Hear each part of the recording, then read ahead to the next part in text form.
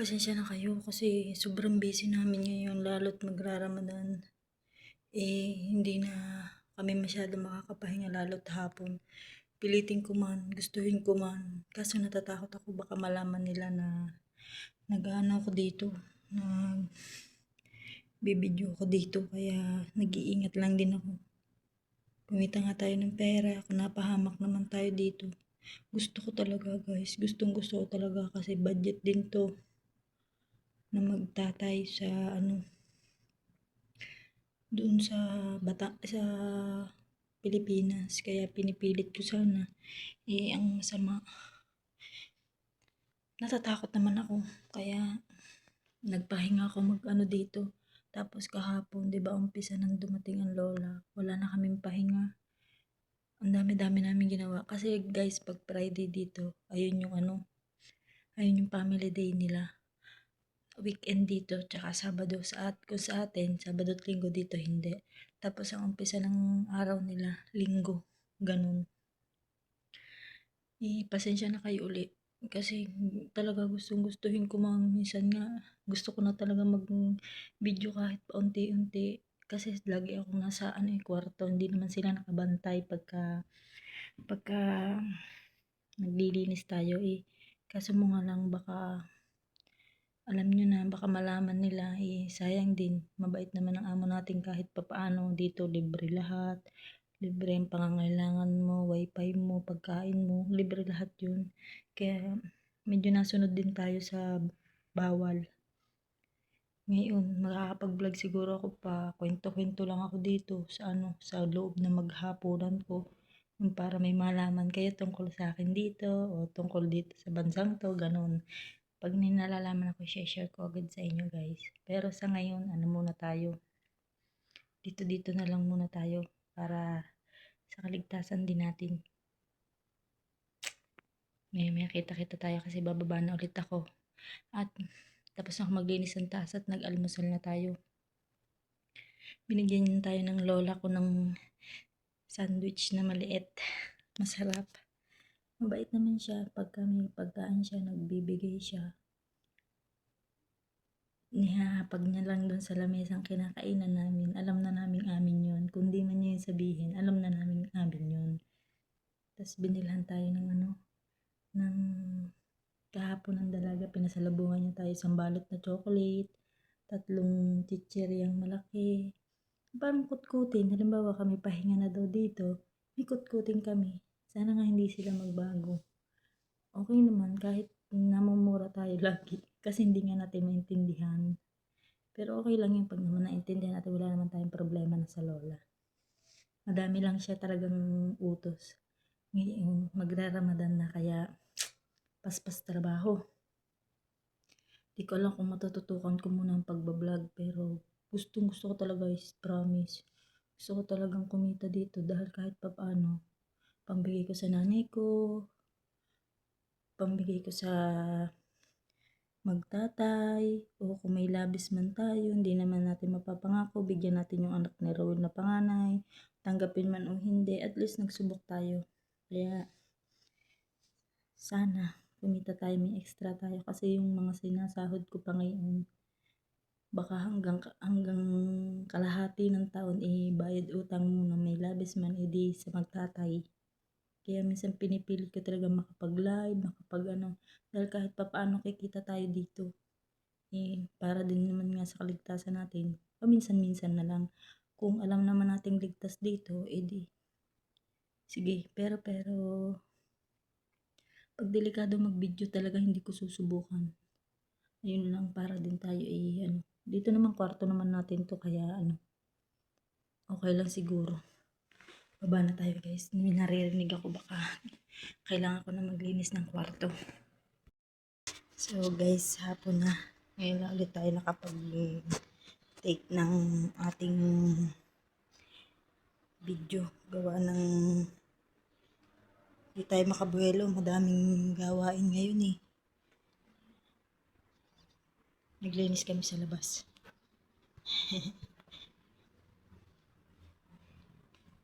Muna tayo dito ng kaunti. Yapak nga ni. Yapak tayo.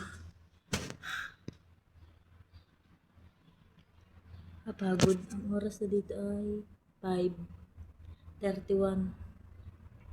Sa Pilipinas, 11. 10. Mag-11. Pagod tayo. Pero okay lang. Kanina naiyak ako habang habang naglilinis ng kubeta. Nagpicture pa ako. Pinakita ko kay Rolly to. Yan, makikita nyo dyan. Gawa naawa ko dun sa nanay ko.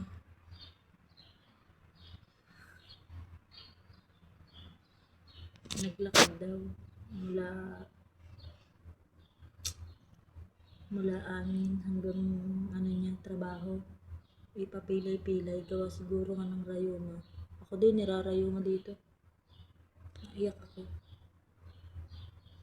Wala kasi nagatid sa kanya.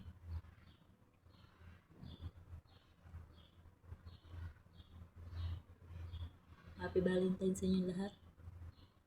Mamaya upload ko to kahit mga kaunti lang. Pero madami pa ako sasabihin doon sa taas. Magkukwentuhan tayo mamaya doon sa taas. Hindi na ako nakapag-live ngayon kasi masyadong busy. Siguro pagtapos na lang ng Ramadan. Huwag kayong mag-alala guys. I-reveal ko ang sahod ko sa sa cut-off nito. Pag nag $200, i-reveal ko yon. Pero pag hindi nag $200, ibig sabihin nun, ayun na yun. Hindi ka ni-reveal, ibig sabihin na naka $200. Kakarayuma yata yung tupa. Tupa ata yun. Hindi naman kambing yun. Tupa siguro nga yun. Sakit. Papilay-pilay ako tapos 3rd floor. Pagangan eh. Pagangan pa ako. Bata pa, may rayuma na. Mamaya ulit guys pag akyat ko kasi may tinatrabaho pa kami. May trabaho pa kami. Sana makapahinga ng maaga kasi kahapon alas 9 na yata kami nakaakyat gawa ng Friday, diba? May bisita sila pang hapon. Yung mga anak, mga Pilipina nandito din kahapon. Hello guys! Yala. 8:09 na dito. Magsisilong lang tayo ng sinampay. Diba? Lungkot na. Lalalala. Silong lang tayo. At ako'y naglalaban naman ng basahan. Magpaplantsa. Tapos, gusto kong maligo, gawa ng daming binuhat doon kanina, yung mga kahoy. Diba, nabanggit ko sa vlog ko na may kahoy nga dito. Tapos, tuwa yung dito, yung lupa. Pino. Lalaba ako ng basahan. Hanggang mamaya na yan kasi ang hirap maglaban ng basahan eh.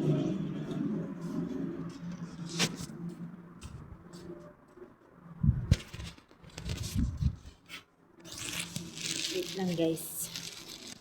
Diba? Mapapansin kasi tayo ng ating kasama na nagbibideo. Parang hindi niya pansin. Kunwari may kausap ako. Hindi niya naman ako naiintindihan eh.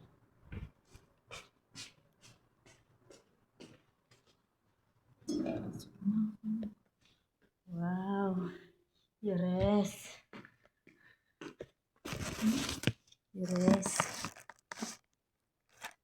Mapiit. Why? You're not hungry?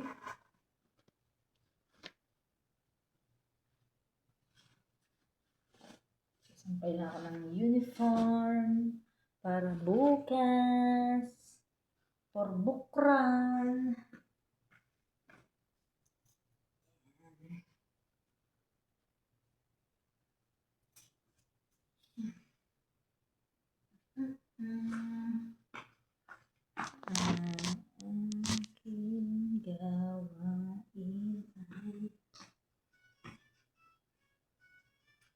Gusto kong maligo. Maligo kaya? Gawa ng ating pinaglinisan kanina. Yan. Ito lang ating gawain araw-araw. Kautana. Nagdadalawang buwan pa lang utana.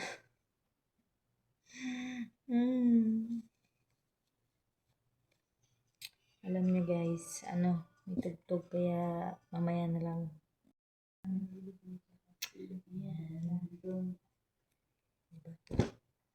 Mag-ano lang tayo ng pang-ready natin bukas para gigising lang tayo, titiklop, ang higaan natin, and gana na tayo. Bababa na tayo kasi maaga ako nagigising dito alas 6 para bago mag 6 pala. Ito dito. Para makausap ko yung pamilya ko doon sa Pilipinas. Alam niyo ba guys, binigyan kami ng dalaga ng ganito, 3. Hati kami nun. Tapos isang balot na chocolate. Paldo. Lalamunan ko dito. Maya ako magpapalit kasi mamamalansya pa ako siya. Pwede na siya magpahinga. Ako hindi pa. Kaya mas magaling siya. Papahinga na siya. Sa akin nga pinagkatiwala yung pamamalansya. Kaya ganun. Yung paglalaban ng basahan, wala na din. Ako na din ang gumagawa nun. Ako naman kumanta pa ito. Diyos ko po. Hello guys. Good night. Tulog na tayo.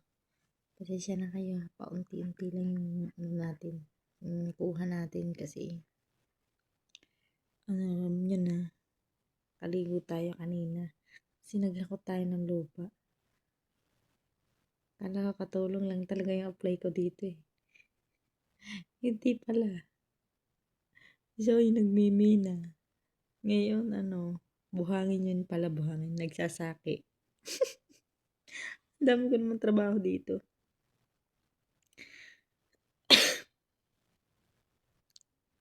Tulugan na din doon sa Pinas. Katatapos lang namin tawagan nila. Antok na ako. Kaso naisipan ko, vlog lang ako lang konti. Daldal lang ako ng konti. Para kumita tayo ngayon. Konti. Kailangan natin ng doble kayod. Kaso mga lang, hindi ako masyadong maganda sana kung nakakapag talaga ako dito. Nakakakuha talaga ako ng maganda. Kapag video ako ng maganda. Kaso hindi, bawal. Hindi ko naman alam kung bawal o hindi. Kaso, ayaw ko lang itanong sa kanila kasi nakakahiya. Nahiya pa ako eh. Antok na talaga ako. Bukas ulit. Bago tayo magkwentuhan kasi yun talaga madidinig ako dito. Makautusan pa ako. Gusto ko na magpahinga. Alas 10 na. Good morning guys.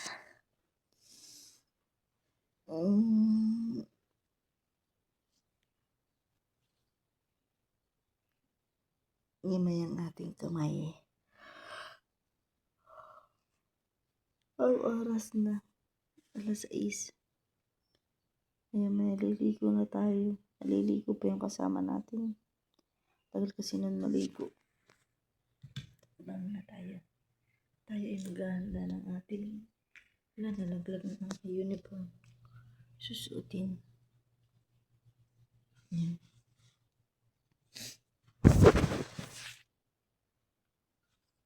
Ating uniform. Handain na. Thank you kay Ate Irene. Inanuhan ko dun sa Riyadh. Ang kaunahan.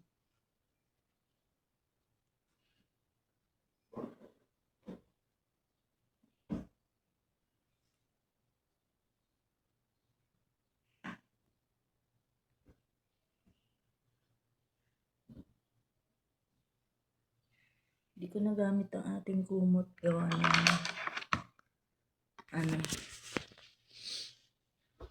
Medyo mainit na dito, mabanas na. Kagabi ang ulam ko isda. Pirana. Nag-uulam pala sila dito ng pirana.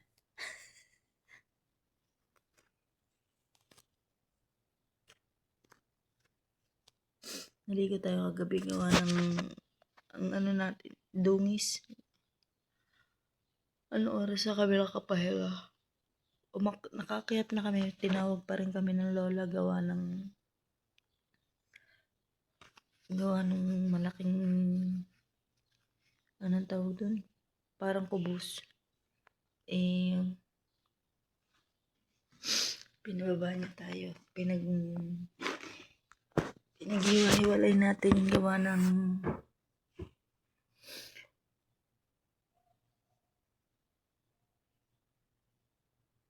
gagamitin niya tayo sa Ramadan. Pasensya na kayo guys, wala akong upload kahapon gawa ng sobrang busy natin eh. Ka-weekend pa kahapon, may mga wala pa silang trabaho, mga nandito pa sila. Grabe, lagas-lagas na yung buhok natin. Nakakapaglagis ng buhok dito.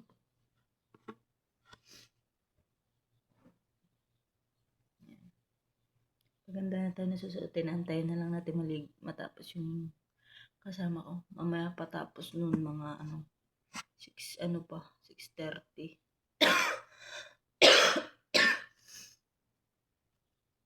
Alam niyo ba guys, pag ako dito, pag nasinga ako dito, may kasamang dugo. Gawa siguro sa pagkapang ng mga palilinis nila. Singot na singot natin. Hingi tayo ng face mask sa susunod. Pinaglinis kami ng nanay namin ng bahay. Ng anak niya. Papakita ko sa inyo yung kaunti sa itsura ng labas ng bahay namin. Meron diyan. Isasama ko dun sa aking vlog. Pero saglit lang yun kasi may CCTV sa sasakyan. Baka nakitang nagbibideo tayo ng labas. Pero pwede naman kasi labas naman yun. Pero konti lang naman. Binigyan niya tayo ng chocolate na may tamar. Tapos binigyan niya tayo ng pawango na walang laman. Akala niya siguro may laman. Dahil kung titignan mo, para siya talagang may laman. Pero wala siyang laman talaga.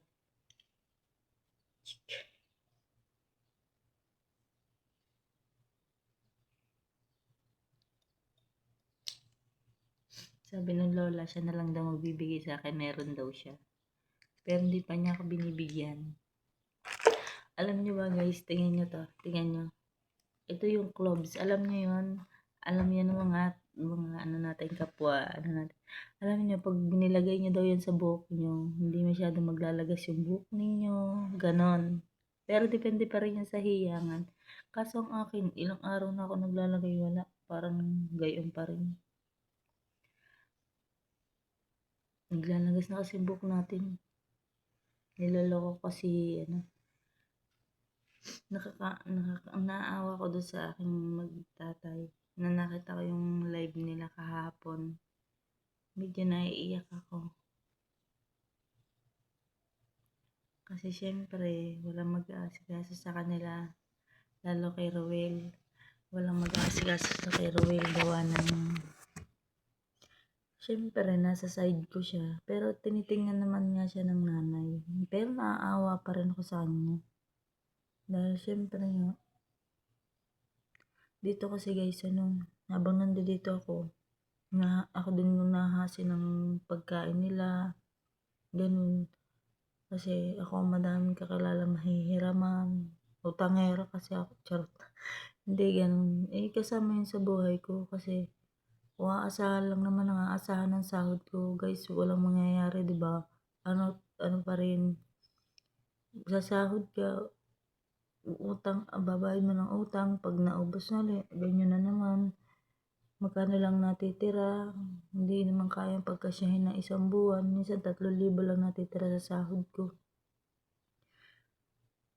Sana makaahon tayo kaya pinipilit ko na makasahod. Makasahod sa YouTube dahil kahit papaano pagka ganito may buwanan akong sahod, malaking tulong yun sa pamilya ko, sa magtatay, lalo sa magtatay. Kailangan ko din umipon ng kaunti kasi kailangan namin magnegosyo pag-uwi ko para din ako bumalik dito. Pero kung wala pa rin akong ipon, hindi ko mapapangako na uuwi ako ng tapos ng kontrata ko kasi goods naman dito eh. Yun na nasa isip ko. Kung wala akong ipon, dadiretso ko na to. Pero kung ako'y may ipon, uwi na ako. Gawa ng pamilya ko, syempre. Pero may mag-asikaso din sa kanila. Meron nga ako sinasahod buwan-buwan. Napabayaan ko naman ng pag-aasikaso ang pamilya ko. Kaya, iniisip ko din mabuti. Matagal pa naman. Kasi bago-bago pa lang ako dito. Pero magaling pa rin yung handa tayo at nagpaplano na tayo sa buhay. Tiis-tiis lang. Minsan, yun nga lang sumasagi sa isip ko, sobrang lungkot, sobrang bagsak ang nararamdaman ko. Kahit naglilinis ako ng kubeta o ng kama, naiyak ako. Napapakita ko sa inyo, naiyak ako nung lalo pagdating sa magulang ko. Kahinaan ko talaga yung magulang ko, anak ko, ganyan. Kasi ang nanay ko ay wala akong masabi, napakabuti niyang ina. Kapag wala kaming pagkain, siya pa nahahasi. Siya nagbibigay sa amin. Ang gagawin niya, mangungutang siya ng ulam, tapos bibigay niya sa amin kahit wala din silang ulam. Ganon, kaya gusto kong makabawi sa magulang ko. Hindi man ako nakabawi nung dalaga pa ako. Malay nyo naman ngayon kahit paunti-unti, makabawi ako sa kanila. Hindi natin pwede sabihin kalimutan, hindi natin anuhin ng magulang, magtira tayo. Hindi, ayaw ko. Gusto kong bumawi sa magulang ko. Gusto kong maranasan niya yung buhay ng kagaya ng sa mga kapatid niya, ganun. Sarap ng buhay. Gusto ko din maranasan nanay ko na nasa bahay na lang, pahinga ka na lang, ganun. Kaya magsisikap tayo dito. Matagal pa yun, di pa natin alam kung anong mangyayari. Pero gusto ko sana gano'n na lang, nasa bahay na lang yung nanay ko. Kasi may pinag-aaral siya na college. Gawa ni Aldrin. Pag natapos si Aldrin siguro, yan, maalwan-alwan na siya. Pero sa ngayon, di pa siya pwede daw magtigil ng trabaho kasi 3 pa ang kapatid kong nag-aaral. Pag nagtapos na yung si Aldrin, makakatulong na yun Tapos si Aisel naman magmamaynila na. Yung kapatid kong nakablog dati, yung nasa Jollibee ng Paliko. Na siya, nagmamaynila na medyo malaki sahod sa Maynila. Parang kagaya nga dito sahod nila. Kaya matutulungan ng nanay, naman yun, mabait naman yun. Kahit wala din matira sa kanya.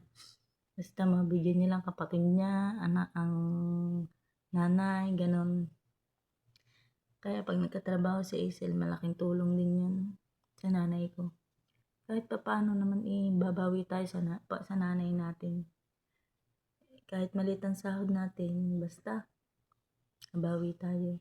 Pag tayo nakaraos-raos na, bawi tayo sa mga nanay-nanay natin, sa nanay ni Rowel na lagi nagbibigay sa amin ng bigas, ganun.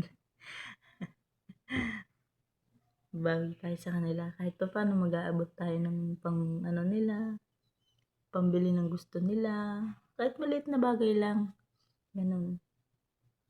Ligo muna ako guys